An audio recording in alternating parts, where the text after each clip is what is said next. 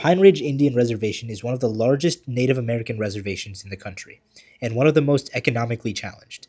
Many residents face limited access to stable housing, healthcare, and infrastructure, shaping the realities of the daily life across the reservation. Organizations like Remember are working to address those challenges. The nonprofit partners with the volunteers from across the country, focusing on home repair, community support, and building long-term relationships with the Oglala Lakota community.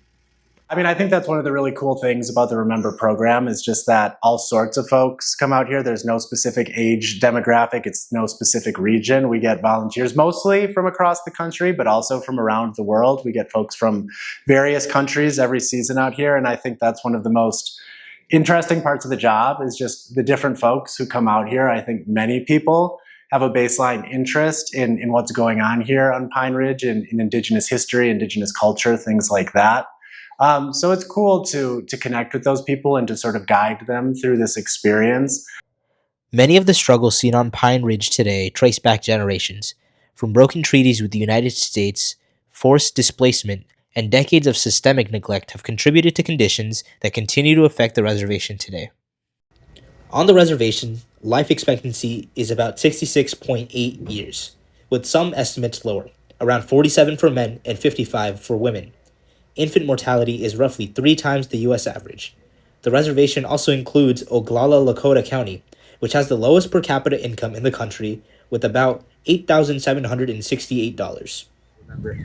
I get to meet a lot of people that don't really know about our way of life and how our relationship with the United States government and how all of that still plays a key role today, because we struggle every day, no matter how much they say there is here, we struggle really bad.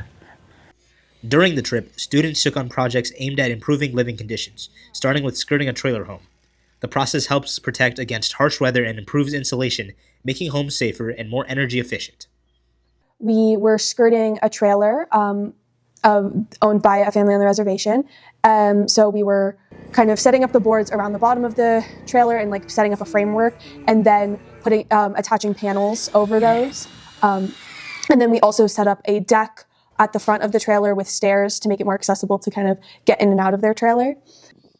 The group also worked in the Remember Gardens, digging trenches and planting produce that will soon help and support local families. I went to the Feather 2 Gardens, and we dug these trenches that they're going to plant some potatoes in. And then we also planted radishes and I think beans. Yeah, radishes and beans. So we planted those around. Another major project involved building and delivering beds to members of the community, providing a basic necessity that many households still lack. A lot of people in these communities have 12 people in a trailer, which is, I don't know how they do that. That's insane. So they always need more beds. Beyond the work, each day included spending time learning from local elders. Through conversations and shared experiences, students gained a deeper understanding of Lakota culture, history, and community life. The group also visited historically significant sites, included Wounded Knee and nearby burial grounds. These places carry lasting cultural and historical importance.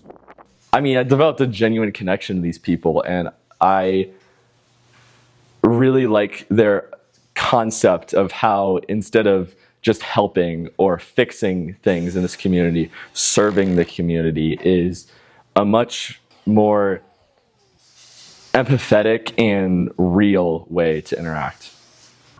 It was really rewarding because my students, you guys are with me at Shorecrest at school, and the environment is quite different. We have all the resources available for us within a snap of a finger, and so it's really rewarding to see students from Shorecrest here giving and out of their circle of comfort, helping others, and seeing that with no complaint. I'm often surrounded by teenagers complaining about their everyday life, which is so privileged, and for us to be here for a week and not hearing a single complaint from teenagers that are used to having all the commodities and everything at their fingers was really, really rewarding to me, and to see that side of you guys.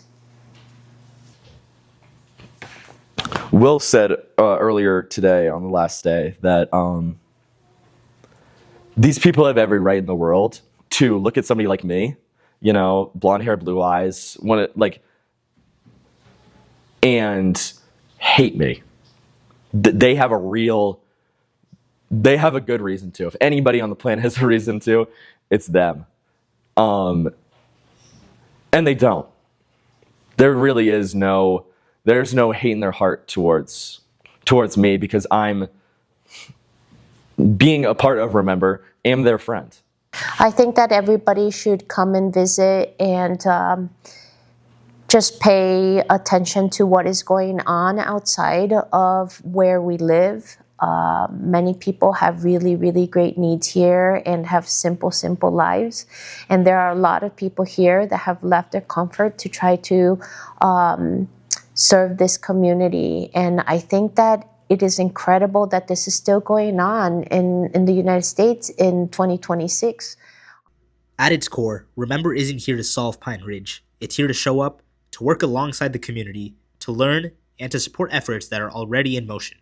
They're Americans, and their problems are enormously complex, just like our problems. And just like the rest of any of the country's problems, they can't be solved with throwing $1 billion at it. That's just not how you solve things with people. A genuine connection to these people and a love for fellow Americans I fully believe, is the way we get things done.